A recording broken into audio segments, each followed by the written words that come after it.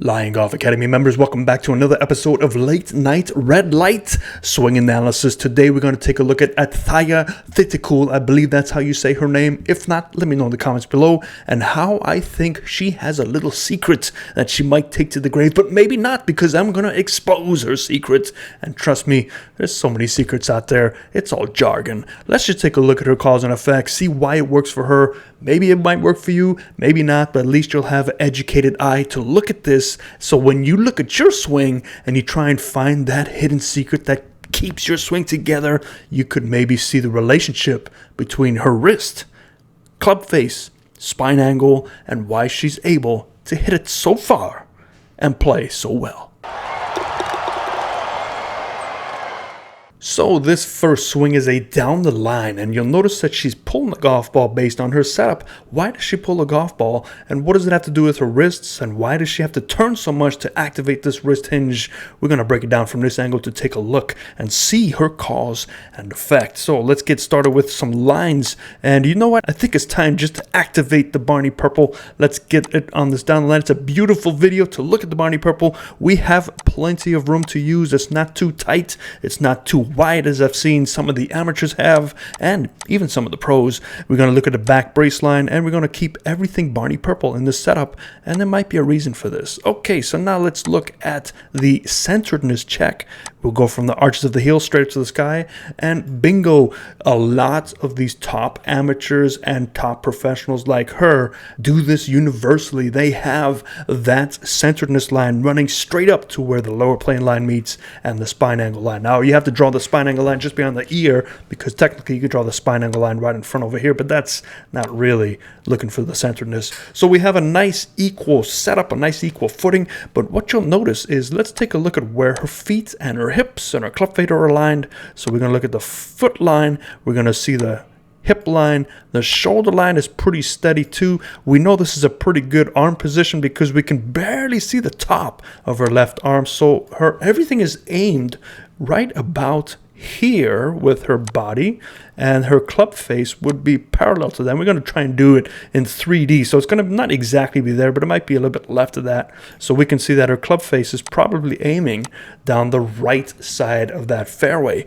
But let's take a look at where she hits this, and she strikes the golf ball very well, very strong. And look at where that golf ball ventures. That golf ball ventures left of even her foot line, so it's veering off in this direction. So why are we pulling the golf ball? Now it all comes down to path and club face relationship. Without necessarily seeing her numbers, we won't be able to tell which one was which, but we know it is probably one of those two. So let's delete all those yellow lines, and we're going to keep that green line. And somebody in the comments a while ago mentioned we should call that mean green, so for now it's mean green. Not too sure I'm sold on that yet, so if you know a better name for that, let me know below. And keep it 80s, so think about 80s. I always thought Ninja Turtle Green would work, but that's just too long of a name. But let's take this thing back, and we can see immediately this is a unique position here. We can see the club head does veer above the hands, which is okay. We do see some shoulder tilt loss, which is not very typical from the best in the world. And what I mean by this is that left shoulder is kicking up. Now when that left shoulder kicks up, we can see the same distance between the left shoulder kicking up that the hands kick up. But the good thing about this is the club head is also slightly above her hands, so it's not like she's fighting that and we have a club head that is below that plane line to counteract the hands going above the plane line, so that's good. But if you take a look at where her club face is, it is also closed. So we have two things now. Typically what I've seen when students have a higher left shoulder loss in the backswing is that club face also opens up as a result. As you start to come out of your posture slightly, the hands roll over more naturally, but she doesn't do that. She counteracts that and she closes the club face. And this starts the trend in motion. Because of this slight little compensatory move from the shoulder tilt, she is set. So she's going to carry that same club face angle to the top of her swing, and we can see that she gets that top plane pretty well. And again, we do see a loss of tilt. So let's get here. That's probably the best to see it at, and we see that tilting has definitely come up. The good thing about this, however, is because she is so athletic over the golf ball, she started from a nice center point.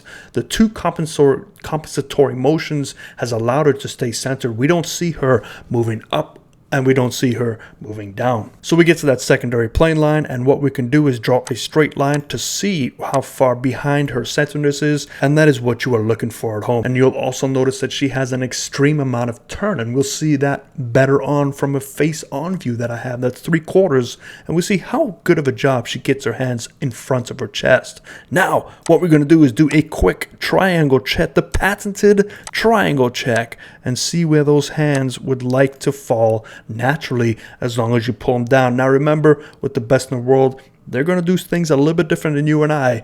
At this point, you and I are just thinking about just hit the ball. But these people are thinking a little different. So we take a look at where those hands do fall down. We see that looks beautiful right about here, and then it starts to veer off higher, which is normal because that's when the turn kicks in. But you'll notice that right here, when the turn kicks in, she is losing her spine angle. So we're going to draw a new spine angle in red, and we see that she's starting to stand up. Now, naturally, this will also lower your plane line. So you'll notice that as she stands up, she loses a posture right about here. When you lower your plane line, your arms will also get further away from you because you're essentially taking your position, which was steeper, flattening it out, and your hands as a result move outward. So that's another compensatory motion that she's able to time correctly. Now her club is slotted perfectly. It comes back down, strikes the golf ball, and look at the amount of tilting that her right shoulder is staying back and tilting. But she's definitely lost a lot of posture, and she's come into the golf ball, and as we release it, we see that the hands as a result get much higher than they were at the top of her swing. So if you see people crunching into it, that allows them to drop the club in the slot and then swing higher. It's okay as long as you can do it in a routine motion. Now I can see that this could be a slightly streaky motion, and I would imagine that she would have to hit more golf balls than the average professional just to maintain that. It is a very slight motion, but it can cause a little havoc. Now the closed club face is getting that golf ball to start left, so I would imagine that she is a puller of the golf ball, and that is no problem. Typically, pullers of the golf ball tend to deal off their clubs, and they tend to hit it a little bit harder. Now, if you take a look at her distance that she drives it, she's a 270, 275 player, so that makes some sense. But let's take a look at the face on this 3/4 view that I really enjoy watching, and we're going to watch this a few times, and I want you to look at how much of the body is moving together while the hands are staying well out in front of the chest. And this is a move that she does better than most professionals, specifically better than all amateurs.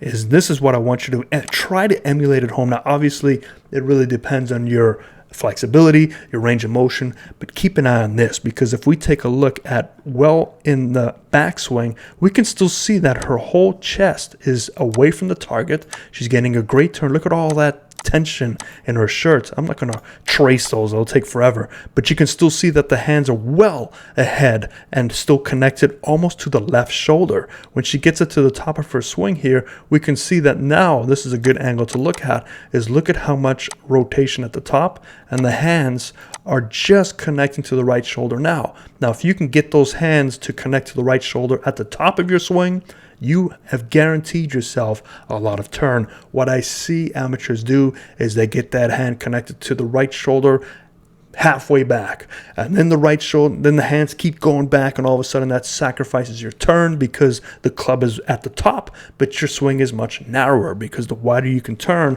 the more you can keep your arms out in front. So she gets a great width of arc here and an adequate length of arc, because the length of arc is related to the turn. She doesn't overuse her hands and arms. So this is a good reason why she can keep that club face closed, because with a slightly closed club face, you are now promoting more turn. So now she has to lose a little bit of that posture and turn a lot to prevent the hands from catching up or closing the club face. So it's a little blessing in disguise, and you can see that there's the posture loss. You can see slightly standing up while she drives and gets her hips out of the way. She's well inside the slot here. She strikes the golf ball, And too bad this is a very grainy footage because we don't see much action in the impact position, but we can see the release happens a little bit after. And you see she strikes it. We take a look at here. There's her little triangle, and we can see that it's still connected to the center of her chest. But I want to look at the tilting. So from this point of view, let's see if we can do it from this point of view. Here is rough 90 degrees, and I think that's pretty close to 90.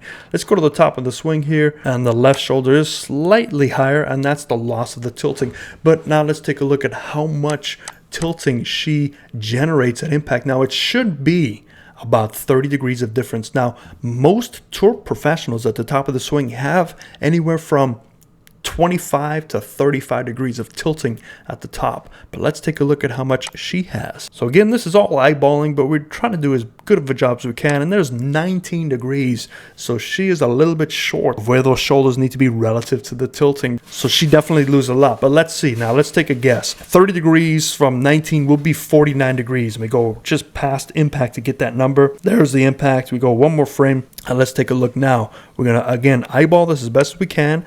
And it should be 49, and it is 47. So again, pretty close to 30 degrees, and that falls in perfectly with the tour average. So you can see that it doesn't really matter on the amount of tilting at the top. As long as you can get that close to 30 degrees of tilting, it will definitely help keep your hands moving forward as well as dropping the slot. Now to put this in comparison, let's take a look at Nelly Korda, and let's put her up right here. We can see, and this one again was another puller of the golf ball, and there's the top of her shoulder tilt. We know that Atthaya went 19 degrees, and we can see there's Nelly. So she's right in that tour average. She's right in that 30 degrees. So if we take a look at impact, she should be closer to 60 as she strikes the golf ball. And if we draw the same shoulder tilt number, she's right at 59. So you're always looking for the 30 degree number, but it really depends on obviously your spine angle retention. So yes, there is a relationship to how you grip the club, because with her weaker grip, she can keep that club face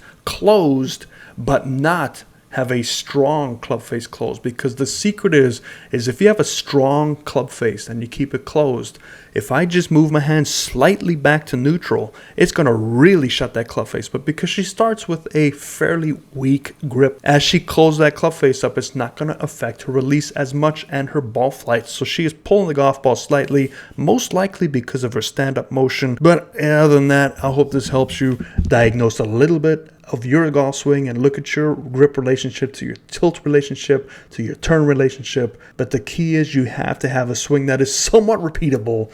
Most of us don't, because we're sitting here working for a living. Man, if we can just all win the lottery, we'd all be tour pros, right? It's that easy. No, it's not. Hope that helps you. Fairways and greens.